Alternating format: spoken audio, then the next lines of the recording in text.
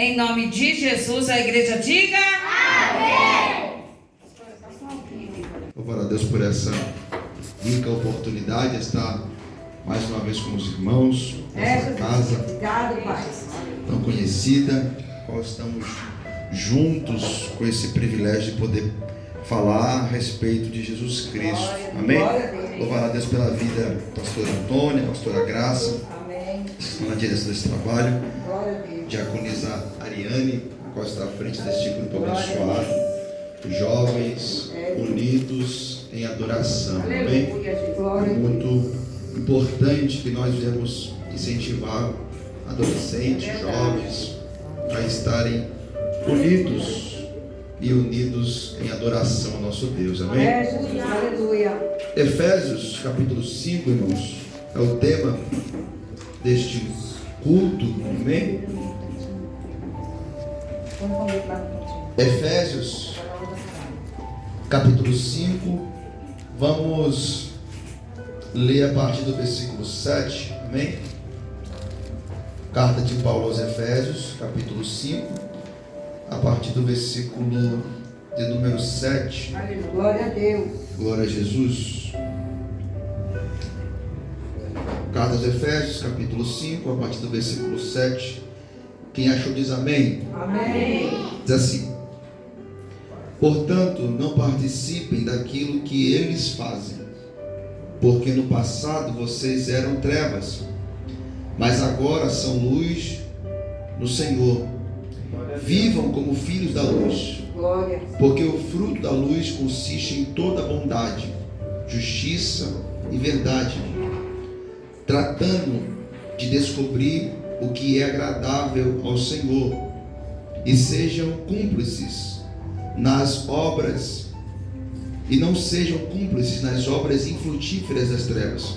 Pelo contrário, tratem de reprová-las, pois aquilo que eles fazem em segredo é vergonhoso até mencionar. Mas todas as coisas, quando reprovadas pela luz, se tornam manifestas, porque tudo o que se manifesta é luz. Por isso é que se diz: desperte, você que está dormindo, levante-se dentre os mortos, e Cristo o iluminará. Glória a Deus. Versículo 15: portanto, tenham cuidado com a maneira como vocês vivem, e vivem não como tolos, mas como sábios, aproveitando bem o tempo, porque os dias são maus. Por esta razão, não sejam insensatos, mas procurem compreender qual é a vontade do Senhor. E não se embriaguem com vinho, pois isso leva à devassidão, mas deixem-se encher do Espírito, falando entre vocês com salmos, hinos e cânticos espirituais, cantando e louvando com o coração ao Senhor, dando sempre graças por tudo ao nosso Deus Pai, em nome do nosso Senhor Jesus Cristo. Amém? Por isso, um assento. Glória a Deus. Eu fiz questão de fazer a leitura mais extensa desse texto, porque de fato é de muita valia ao nosso coração cada palavra que está contida nesta mensagem, cada palavra que está contida nesses versículos.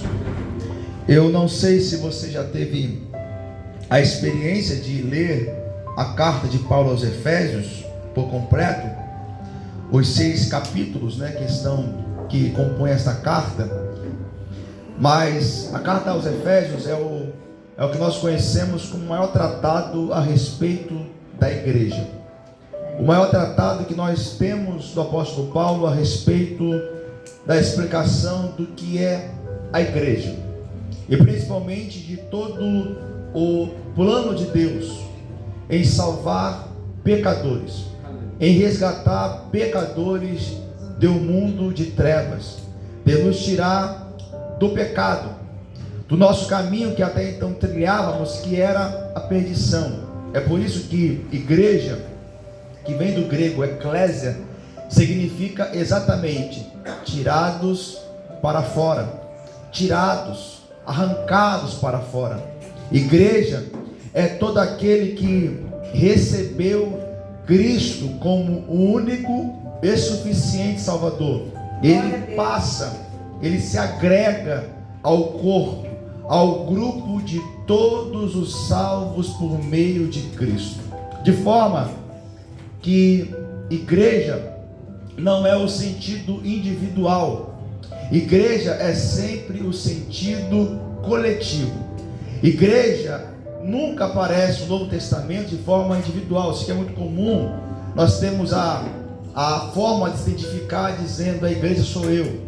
Eu até entendo a expressão, mas biblicamente igreja nunca aparece no sentido individual, de forma que eu não sou a igreja, eu pertenço à igreja. De forma isolada, eu não sou a igreja. Até porque isso é o argumento que sustenta os desigrejados, aqueles que não querem ter comunhão com o povo de Deus, aqueles que não querem vir a um culto, participar, se submeter a uma liderança, a um pastor, a uma igreja, ouvir a palavra do Senhor, participar da ceia. Eles não querem e se acham igreja sozinho. Só que igreja sempre nunca foi o individual, sempre foi o coletivo. Aleluia. Nós somos a igreja do Senhor. Aleluia. Aleluia. O meu dedo, ele não é um corpo, ele faz parte do corpo. O meu pé, ele não é o corpo, ele faz parte do corpo. Nós não somos igreja de forma individual, mas nós fazemos parte da igreja.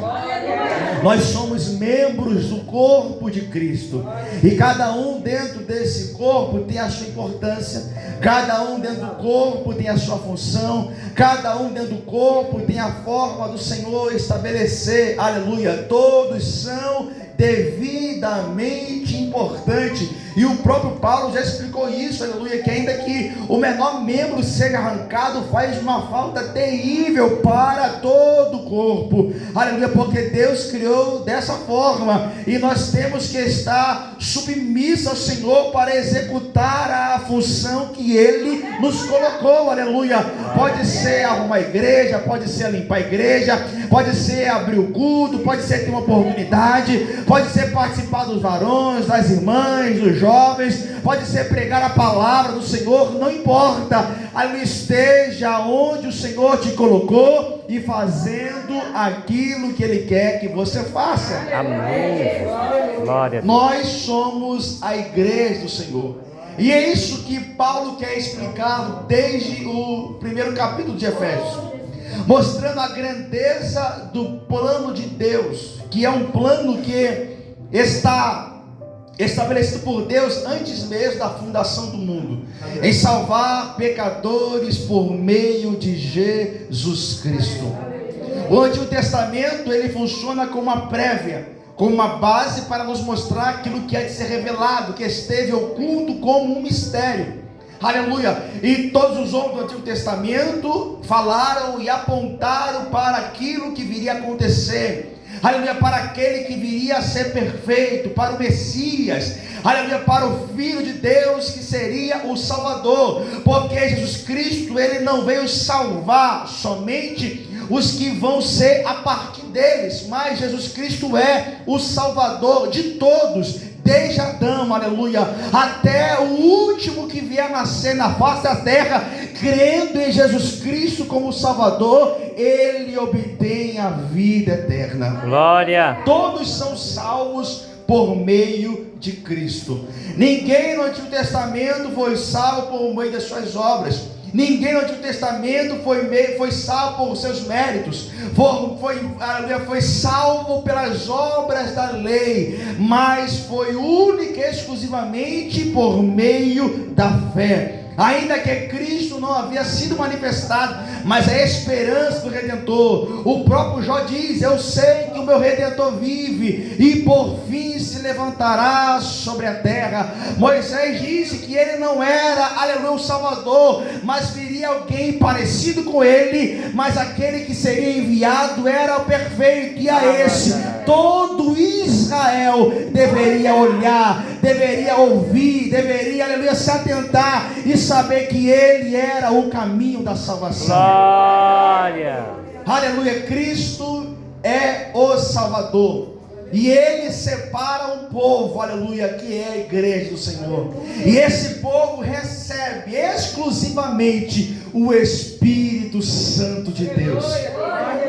Jesus disse aos discípulos que ele iria para o Pai, mas rogaria para que enviasse o Consolador, que o mundo não vê, não conhece, mas nós conhecemos, porque ele está conosco e habita em nós. Aleluia.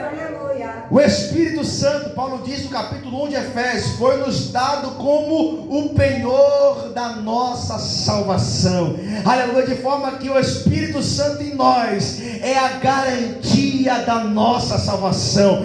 Foi nos dado como o selo da promessa. Foi nos dado, aleluia, para que nós tivéssemos nessa vida de perversidade, mas pelo Espírito Santo pudéssemos ser santificados e fortalecidos para aguardarmos a sua vida. Glória. O Espírito Santo é o presente dado por Deus à igreja, ao povo de Deus, de forma que ele distribui dons à igreja, aonde a igreja talvez, e principalmente no Novo Testamento, em Atos, aonde não podia contar com os recursos humanos, aonde não tinha o poder do governo e da política para poder os ajudar, mas tinha o Espírito Santo de Deus. Glória. De forma que se estivessem doentes, aleluia, e eles não tivessem médicos para poder socorrer, eles oravam e os dons do Espírito se manifestavam para que houvesse cura no meio da igreja. Se tivessem problemas, dificuldades, o Espírito Santo era quem auxiliava, era quem guiava, e a Bíblia sempre nos incentiva a buscar o Espírito Santo, a entender que nós precisamos muito mais dele do que qualquer outra coisa. E talvez você não tenha muitos recursos, ou talvez a igreja não possa contar com a força humana, a força política, seja o que for, mas a igreja nunca precisou contar com isso. O que nós precisamos é encher-nos do Espírito Santo. Oh glória, porque um povo cheio do Espírito Santo, irmão, nem o inferno consegue parar. Nem o inferno consegue parar um povo que está cheio do Espírito Santo. Então não olhe as circunstâncias, não olhe as suas condições, não olhe aquilo que você tem, não olhe a sua força, não olhe a sua fraqueza, mas olhe o seu Deus, aleluia. Olha aquele que te deu o Espírito Santo, oh aleluia. Busque em oração socorro do alto, porque ele prometeu estar conosco e nos ajudar nos tempos difíceis. Glória. É por isso que Pedro pode estar preso e acorrentado, e no cenário que ele seria morto, já que Tiago havia sido morto, mas a igreja fazia contínua oração por ele a Deus, aleluia. A igreja poderia recorrer a uma força política, a igreja poderia ir atrás de alguém de autoridade, alguém poderoso para conseguir soltar Pedro, mas não, a igreja estava reunida, a igreja estava em oração, a igreja clamava, a igreja, aleluia. Enquanto a igreja orava, Deus enviava um anjo na cela de Pedro, oh aleluia, porque cheio do Espírito Santo, eles buscavam a Deus em oração. Oravam, e Pedro apareceu na porta, a ponto de eles pensar que era um fantasma. A oração era tão intensa que quando aconteceu eles nem acreditaram. A oração e a comunhão era tão intensa que quando Pedro apareceu na porta livre, eles nem conseguiram acreditar. Aleluia, oração. Aleluia, não tem característica maior de alguém que está cheio do Espírito Santo, de uma pessoa que vive debaixo de oração. Oração, aleluia, a ferramenta que foi nos dada para comunicar-se com Deus, para falar com Deus. Deus tem N maneiras de falar falar conosco, e Deus pode falar conosco da forma como Ele quiser. Nós só temos uma, e é a oração. Oração, aleluia. É a ferramenta dada à igreja. Clame, ore, aleluia, ore. Deus é o maior incentivador em toda a Bíblia para que nós devemos manter uma vida de oração. Jesus é o nosso maior exemplo.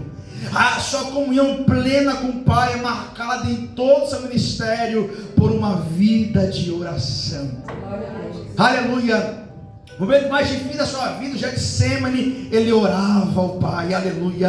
Ele estava ali, e a oração dele é tão bela que ele sabe o que está para acontecer. Ele sabe do cálice, mas a sua oração é com o Pai, dizendo: se possível for, afasta de mim esse cálice, mas seja feita a tua vontade. Aleluia, cumpra o teu querer e não o meu. Isso é tão belo, irmão, porque Jesus Cristo estava ali no Getsemane, sabendo que vinha Judas, o traidor, ali vinha com a tropa para poder prender ele, e Jesus não cita uma vez Judas na oração, porque o negócio de Jesus não é com Judas, não é com quem está a favor, não é com quem está contra. O negócio de Jesus é ir unicamente com o Pai, aleluia.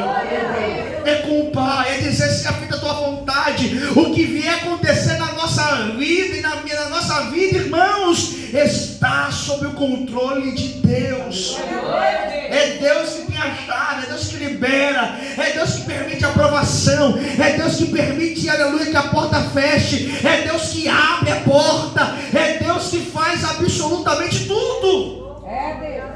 E nós temos que ter vida de oração. Essa visão era muito mais aprimorada no Antigo Testamento. Se você ler o Antigo Testamento com cuidado, você vai ver que há poucas menções de culpar o diabo ou culpar qualquer coisa. O povo era assim, ele estava ali, quando aconteceu uma tragédia, ele fala: meu Deus, o que aconteceu? Quando via um inimigo, ele fala: nós estamos fazendo alguma coisa contra Deus. Quando via peste, fome, perigo, qualquer coisa, eles entendiam e perguntavam: por que Deus permitiu isso? Porque eles sabiam que eles eram o povo de Deus, nada poderia tocar neles se Deus não permitisse. E essa lição é muito bem aprendida de Jó. Aí que Satanás fala para o Senhor: também o Senhor cercou ele de bênção. E o próprio diabo pede autorização para que Satanás venha tocar em Jó. E Jó só passa aquilo que passou. Satanás só executa o seu plano porque Deus havia permitido. De forma que a nossa preocupação não é o diabo, não é a oposição, não é os demônios, não é o inferno, porque isso aí, irmãos, vão querer te matar o resto da sua vida. Mas tenha uma vida de oração. Oh glória, fala: Senhor, eu não sei o que vai ser do amanhã, eu não sei quais são as provações que virão sobre a minha vida, mas o que vier a acontecer, eu sei que o Senhor estará comigo, e o Senhor não permitirá prova maior do que eu possa suportar. É Deus, irmãos. A nossa atenção deve estar toda direcionada a Deus. E às vezes nós perdemos tempo olhando para os perseguidores, olhando para quem fala mal, olhando para quem está a favor, para quem está contra, para quem está aplaudindo, para quem está fofocando. E nós temos que concentrar nossa atenção em Deus. Às vezes a nossa atenção está até mais no nosso próprio coração, as nossas angústias, medos, ansiedades, e nós temos que voltar tudo isso, pegar tudo isso para colocar em oração. Ele diz, aleluia, Pedro falou: lançando sobre ele toda a vossa ansiedade, porque ele tem cuidado de vós. E nós lançamos a ansiedade sobre ele por meio da oração. É na oração que você declara os seus problemas, dificuldades, que você pede ajuda, socorro, e que Deus te dá graça para que você venha suportar. O apóstolo Paulo, mostrando a grandeza do plano de Deus em relação à igreja, em salvar um povo por meio de Cristo, ele começa a narrativa, e no capítulo 5 ele vai tratar a respeito da diferença entre nós e o mundo, a igreja e o mundo. E principalmente mostrando a diferença que tem o povo de Deus em relação à vida que tinha antes. A vida de pecados, a vida entregue à devassidão, a vida entregue aos próprios prazeres. E Paulo faz questão de tocar nesse assunto e refletir isso constantemente, mostrando que nós não fomos chamados para viver uma vida de imundícia, mostrando que a vida cristã ela deve ser marcada, caracterizada por uma diferença terrível com o mundo. E não meramente fisicamente, como quem põe uma roupa para diferenciar, mas principalmente no nosso coração, aleluia. Principalmente na nossa vida interior, e isso deve reger toda a nossa vida, aleluia. E Paulo vai se esforçar para poder explicar isso com clareza ao povo que ele está escrevendo, mostrando que até então, enquanto no pecado, a vida é marcada por imoralidade, é marcada por devassidão, é marcada, aleluia, por orgias, por bebedeiras, é marcada por seguir o caminho que quiser, faz o jeito que quiser, é marcada, aleluia, por os seus planos, os seus sonhos e projetos. E agora não, agora o que importa é a vontade de Deus. Agora o que importa é entregar a mão dele e pedir a ele para que ele guie, para que ele faça, para que ele opere. E a vontade de Deus, Paulo, é a nossa santificação. É verdade. E no meio disso tudo mora uma pequena canção, um pequeno provérbio, um pequeno ditado que Paulo vai citar. Ele fala: pelo que se diz, desperta dentre os mortos. Você que está dormindo, desperta dentre os mortos, e Cristo te resplandecerá. Cristo te iluminará. Porque se Paulo quer explicar a diferença entre uma pessoa que vive uma vida contra a palavra de Deus, ou a nossa vida anterior ao Evangelho, e quer mostrar a nossa vida como ela agora, e Paulo usa justamente o cenário de quem está dormindo e de quem está acordado. E ele vai vincular a quem está dormindo a uma pessoa morta. Porque ele fala: desperta que dormes e levanta dentre os mortos. Mostrando que a nossa vida ela não pode ser mais como era antes. Porque quando conhecemos a Deus, a nossa característica principal é que nós estávamos mortos em nossos pecados. Essa é a condição de todo ser humano. Está morto. Teologicamente chamamos isso de depravação total. O ser humano é totalmente depravado. O ser humano é inimigo de Deus por natureza.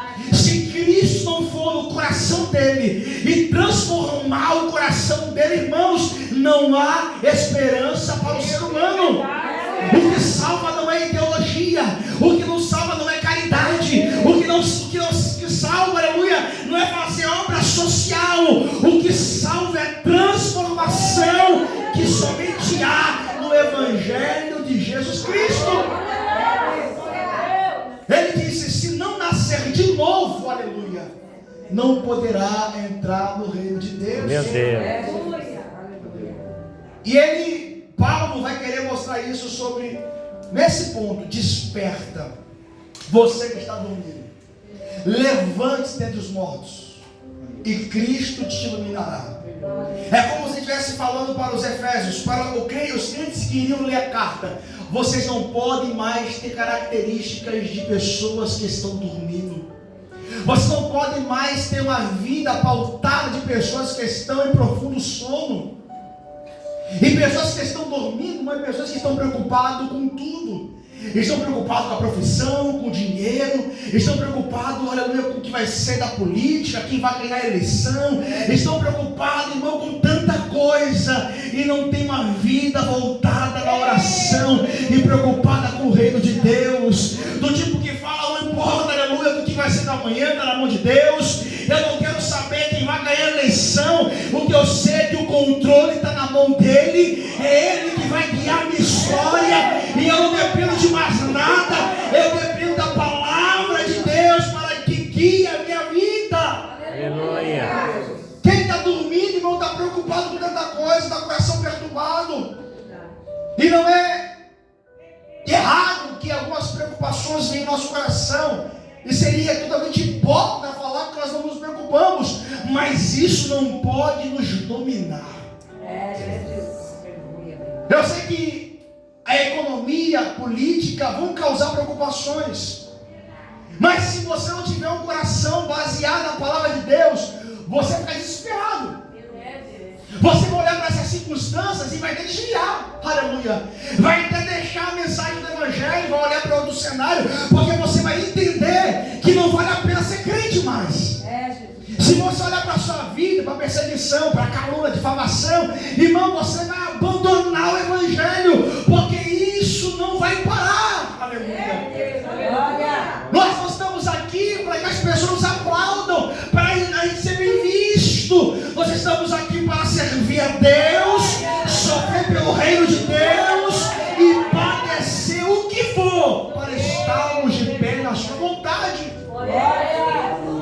Não se trata de um caminho de flores, se trata de estar acordado. Aleluia. Porque é melhor estar acordado sofrendo pelo reino de Deus do que ter uma vida maravilhosa. Talvez a que nós sonhamos, mas está em profundo sono. E essa característica é muito importante, porque é inevitável que em algum momento o sono nos pegue. Lembra da parábola das 10 virgens, que elas estavam esperando, até que chegou um momento que, esperando tanto, que as 10 dormiram. As 10 dormiram, e o estado de uma pessoa que foi crente, o estado de uma pessoa cristã, irmão, é estar lutando contra o sono o tempo todo. É como quem está aqui, ó, tem que ficar acordado. É como quem está lutando com o sono, porque a gente espera. Aí há fases está mais acordado, aí começa a passar um tempinho, começa a ficar assim, ó, de novo. Aí Deus manda alguém que dá um susto, se levanta com tudo. Aí volta a fazer a obra, volta a pregar, volta para a igreja. Vem um problema, né? Aparece uma dificuldade do nada, e te acorda desesperado. Aí alguém desperta a gente e fala, não, porque esse é o estado. Porque o sono vai querer te pegar o tempo todo. E você fica aqui lutando, isso aqui é espiritualmente, irmãos. É por isso que nós não podemos deixar a igreja, o culto, porque é uma noite como essa que Deus traz uma palavra para você que está quase dormindo. Levante e fala, eu não vou dormir. É Deus te sacudindo, fala, acorda, desperta e levanta dentre os mortos. Levanta dos mortos, porque essa é a condição do mundo, irmãos. E nós só podemos estar no meio deles, ou como eles, com a vida indo na direção. Nós temos que estar acordados. E acordados é de prontidão, é vida com Deus, é vida coração, é olhando para isso, é corrigindo próprios erros, porque, irmão, temos tantas coisas para corrigir em nossa vida. É olhando constantemente, falando, Senhor, me ajuda, me dá de pé. Porque o despertamento, ainda que ele acontece no momento que nós nos convertemos, mas nós precisamos ser despertados frequentemente. Você vê hoje no culto, sábado, ouve uma palavra como essa, aí você levanta e amanhã que é domingo, você precisa ouvir outra, para você acordar de novo. Porque a nossa briga com o sono é constante. Aí você pega o gás, fica firme, aí daqui a pouco começa a entrar no estado de sono de novo. Vou fazer outra coisa ali, eu preciso de um dinheiro, vou afastar um pouco da igreja para poder investir numa profissão. E aí começa a entrar no estado de sono. É verdade. Nós precisamos ter uma vida acordada. É verdade. E é tão importante isso, porque a vida acordada é a vida de preparo. E marca justamente a condição da igreja para estar arrebatada, irmãos, para ser arrebatada. Nós não podemos vacilar. Nós não podemos deixar que a nossa vida, que o sono e as preocupações da vida, as preocupações de tantas coisas, isso nos domina, já é para o sono, e a gente esteja como as virgens, aleluia, que muito mais do que dormindo, entraram no estágio de despreparo total para o momento. Aleluia. Porque o sono atingiu até a virgem que era prudente. Mas quando acordaram, estavam preparadas. As virgens imprudentes, quando acordaram, não estavam preparadas. E chegaram ao ponto em que até acordaram, mas tarde demais. E esse é um ponto terrível, porque Deus mostra com clareza que existe o tarde demais. Existe o momento de ser avisado. Irmãos, elas foram convidadas, passaram por um processo, receberam lamparina, tinha um convite, era um casamento, mas irmãos, não entender o quão importante é o cenário que elas estavam envolvidas, leva a um despreparo, tratar de qualquer jeito, agir de forma relaxada. Enquanto que as prudentes entenderam, não, a gente vai circular no casamento, a lamparina tem que estar acesa, então precisamos de azeite reserva. Tudo pode acontecer, mas essa lamparina não pode apagar por nada. É um casamento, é o momento mais importante. Pode acontecer tudo, mas a lamparina não pode apagar. Aleluia. Irmãos, olhe para a sua vida. Eu não sei quem está com você, quem te abandonou. Eu não sei quem fez algum bem ou quem fez algum mal. Não importa. Tudo pode acontecer. Mas a lamparina, aleluia, ela deve continuar acesa. Seja onde for, aconteça o que acontecer, a nossa lamparina deve estar acesa. Glória. Se você depender de amizade para estar acordado, irmão, a amizade vai embora. A amizade faz alguma coisa contra você, te abandona, te trai, faz alguma coisa terrível, você vai junto, você volta a dormir. Se você depender do tempo físico para estar acordado, irmãos, dá algum problema, a igreja fecha e você desvia.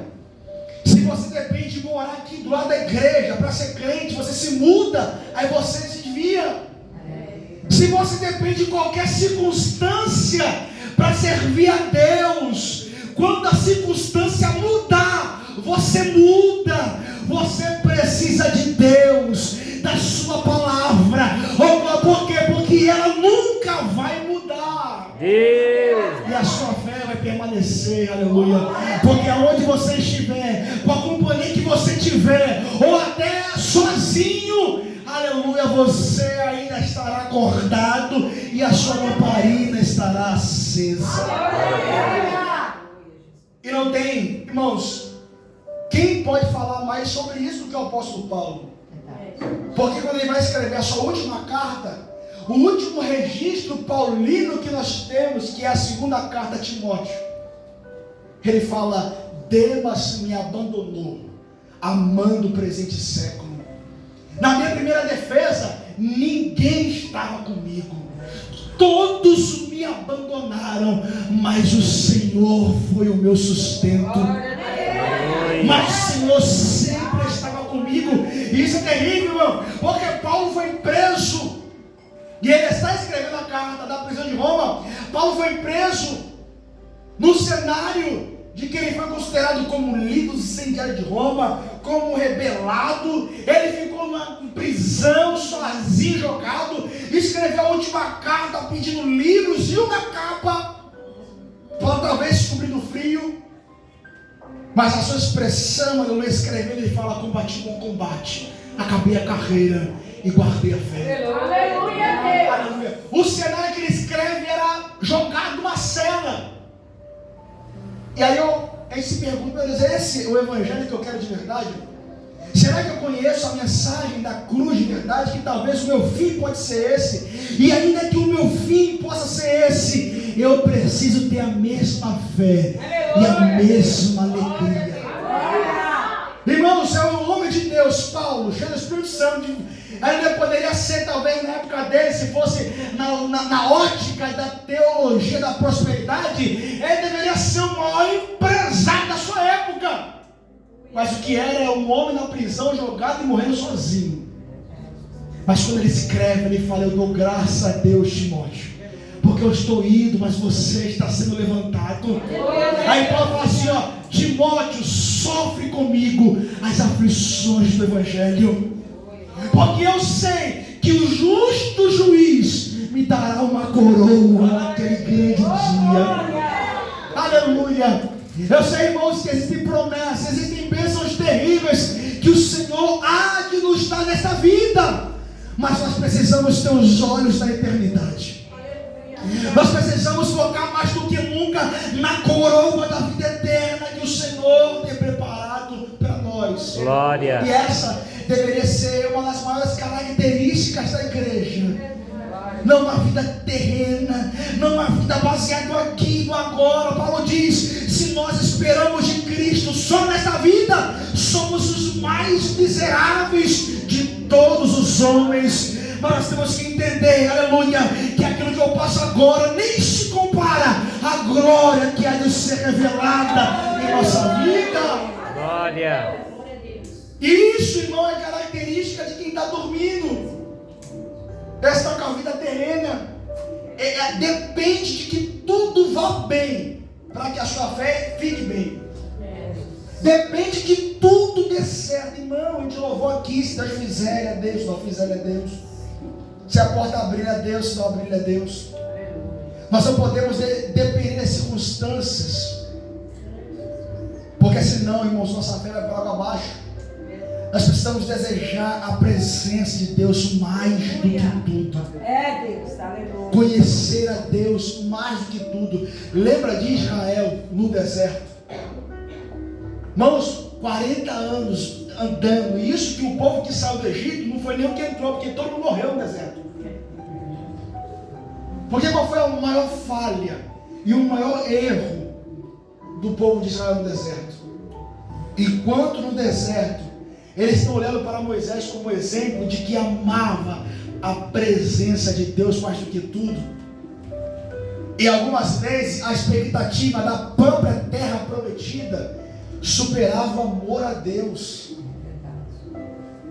Isso é terrível, porque se você olhar numa linha geral, irmãos, eles deveriam no deserto, nos períodos de provação, saber que tinha uma terra prometida e Deus iria cumprir a promessa. Mas a presença de Deus era a maior riqueza que eles possuíam. Aleluia. De forma que nem a terra prometida faria sentido sem a presença de Deus. Eles não estavam ainda na terra que o Senhor havia prometido. Chegariam lá, mas a presença já estava com eles. Glória a Deus. Mas não honraram a Deus como deveria. Isso é tão lindo, irmão, porque Moisés não entrou na terra prometida, ele morreu no deserto, mas nunca saiu da presença de Deus. O povo que entrou na terra prometida profanou a terra, cometeu pecados terríveis. Deus, a Bíblia diz, os expulsou da terra.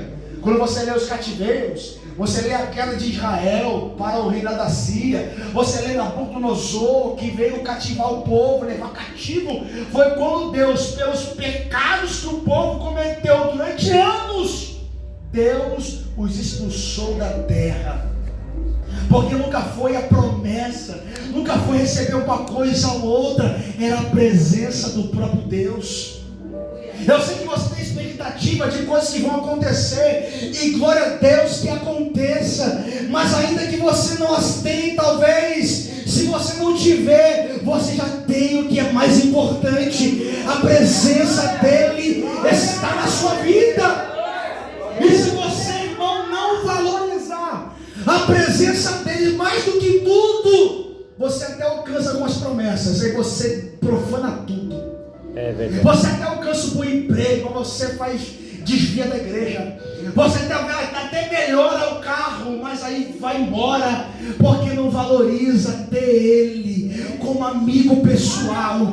Não valoriza, aleluia, ter Ele no momento mais difícil que você chora e fala: Senhor, muito obrigado, porque a Tua presença é mais importante do que tudo da minha vida. Glória. É isso que deve dominar nosso coração, irmãos.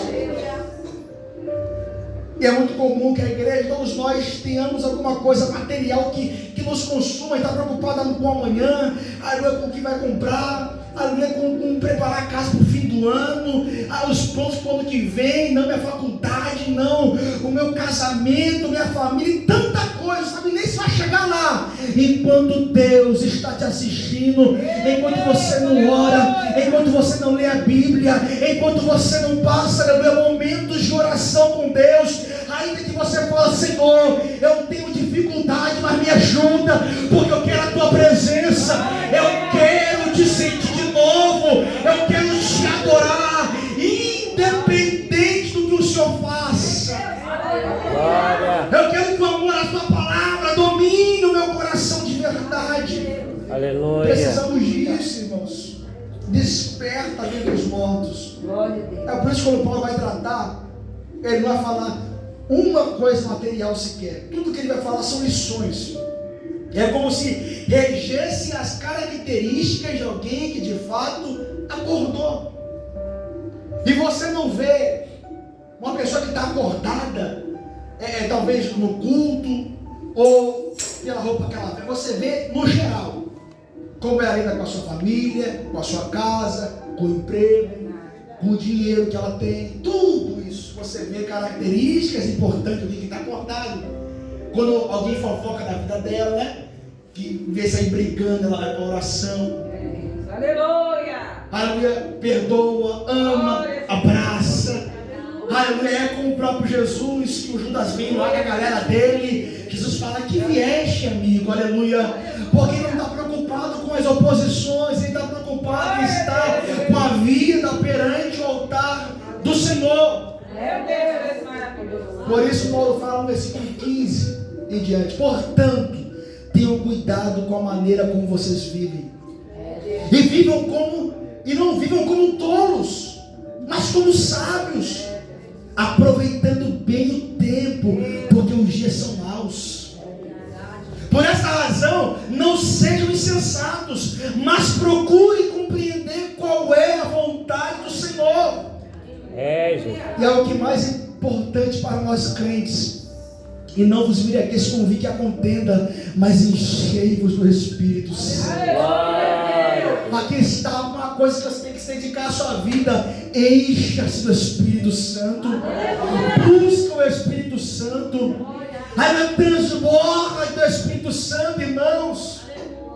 E uma vida marcada pelo enchimento do Espírito Santo, irmãos, é marcada pelo fruto do Espírito. Gálatas 5.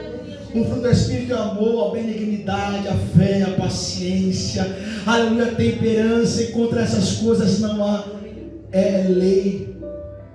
Entenda, a vida do Espírito Santo ela é marcada pelo fruto e não por dons.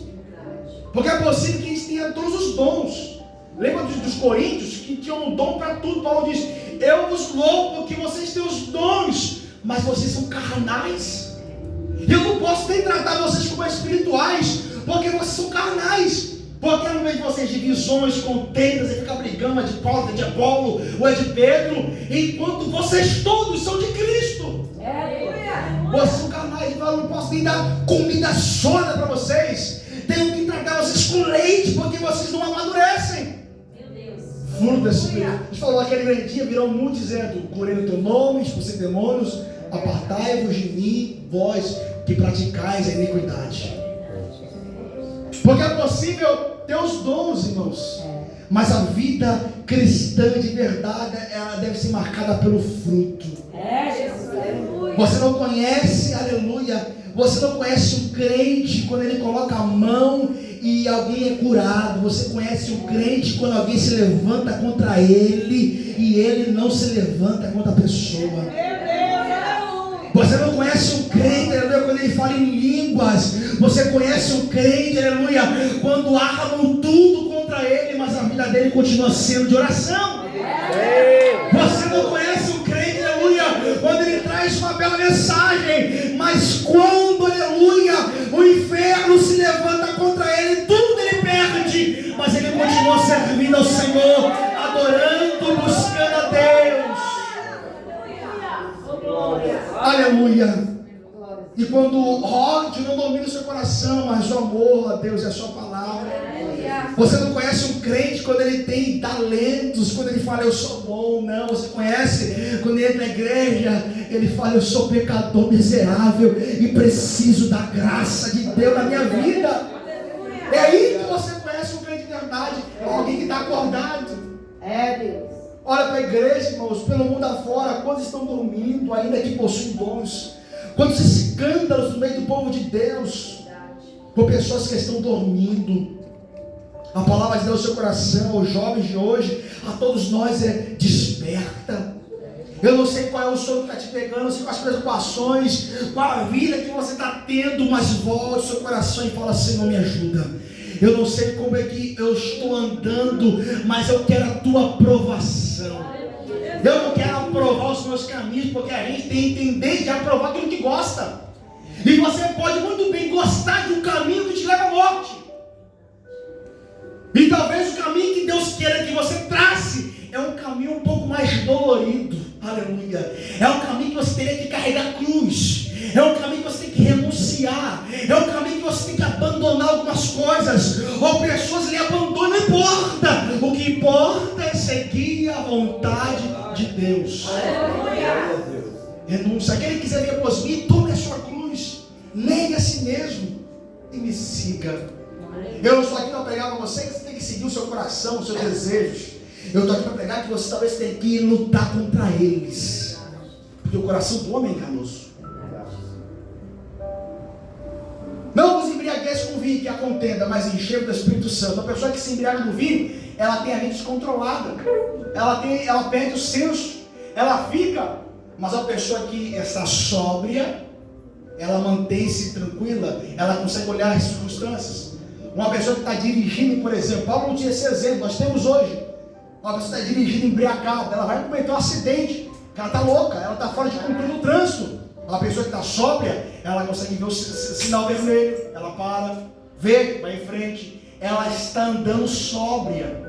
E Paulo está fazendo não um sinônimo, um comparativo e contraditório. Enquanto que uma pessoa bêbada não tem controle algum, uma pessoa cheia do Espírito Santo tem controle. Glória. Controla a vida, a própria língua, controla tudo, aleluia.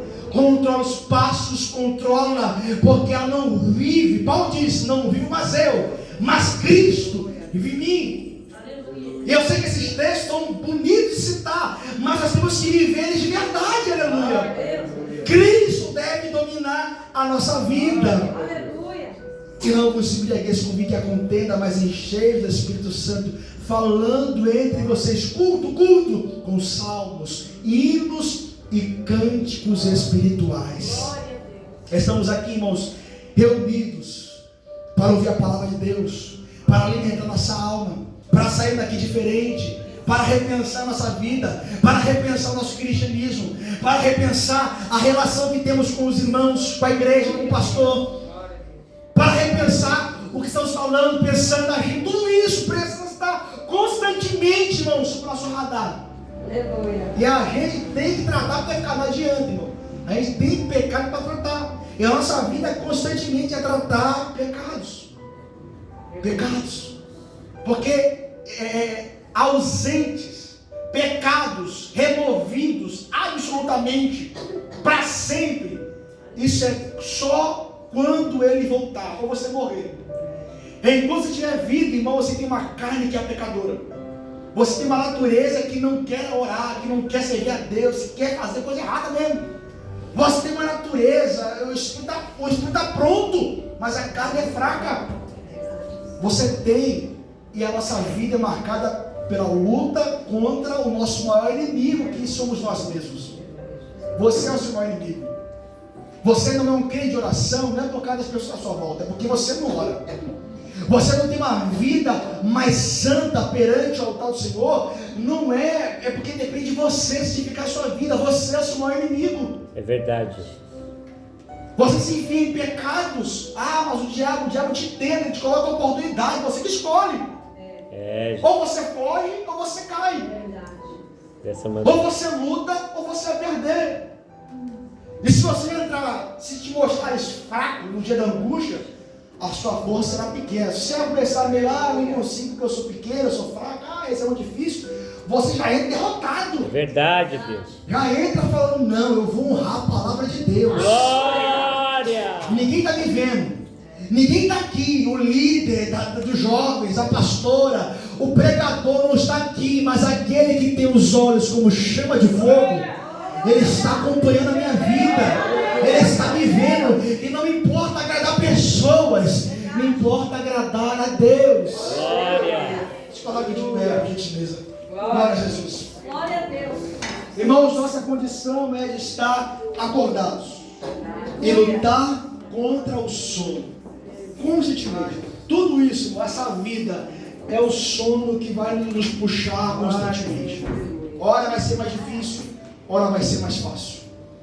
Ora que eu até meio que cochilar, mas Deus, por sua misericórdia, vai enviar socorro, vai enviar o chacoalhão, vai enviar o susto, vai enviar o momento que você vai falar: acorda, para de olhar para as dificuldades, para de perder tempo com quem não gosta de você, para de fazer esse tipo de coisa, volte o coração para Deus. Aleluia. Lembra de onde você caiu, arrependa-se e volta às primeiras obras. Volte ao primeiro amor, volte à primeira alegria, à comunhão, volte a isso e esqueça qualquer outra coisa. Porque ainda que você tenha muita importância, talvez não tenha importância alguma. E Deus quer que você volte seu coração para a obra dele. Curva a sua cabeça. Senhor Deus poderoso Pai, muito obrigado por essa oportunidade, ó Pai. Como precisamos ouvir a Tua voz, como precisamos de ser confrontados, ó Pai. Nos ajuda a que tudo isso venha surtir efeito em nosso coração. O salmista ora dizendo: vê se em mim é um caminho mau e me guia pelo caminho eterno, Pai. Vê se em nós é um caminho mau. Nos ajuda, Pai, a lidar com as questões mais difíceis, com os pecados mais entranhados de nosso coração, Pai. Não nos deixe, Pai, perder tempo com pecados dos outros, Senhor, enquanto há uma trave nos nossos olhos. Ó Pai, nos ensina a ouvir a Tua voz, ó Pai, porque aqui, ó Senhor, não é uma palavra minha para a igreja, é a Tua palavra para todos nós. Nós precisamos da Tua palavra, Pai. Conduz nosso coração à santidade, a santificar nossa vida, nossos passos, a santificar tudo que somos, por dentro e por fora. Ó Pai, para não sermos meros santarrões, ó Pai, meros pessoas que querem exibir santidade, Pai, mas aqueles que batem no peito e falam: eu sou pecador, eu sou miserável, eu dependo da graça, eu dependo de Jesus Cristo, não foi Ele para me dar a permissão, me levanto amanhã. Ó Senhor, nos conduz a um coração humilde, quebrantado, Pai, a abraçar, a perdoar, a estender as mãos, a ajudar o próximo, Senhor, com a Tua palavra, a exortar, a edificar, a consolar. Ajuda a Tua igreja, Pai, que esse povo venha a ser marcado por uma verdadeira união em Ti, ó Senhor, unidos de verdade, que venha a ser o reino unido de verdade, em favor da Tua palavra, marcado, ó Pai, uma igreja marcada pelo fruto do Teu Espírito, Senhor. Nos ajuda e nos dá vitória pelo poder que é o Seu nome, a palavra bem forte de Jesus Cristo.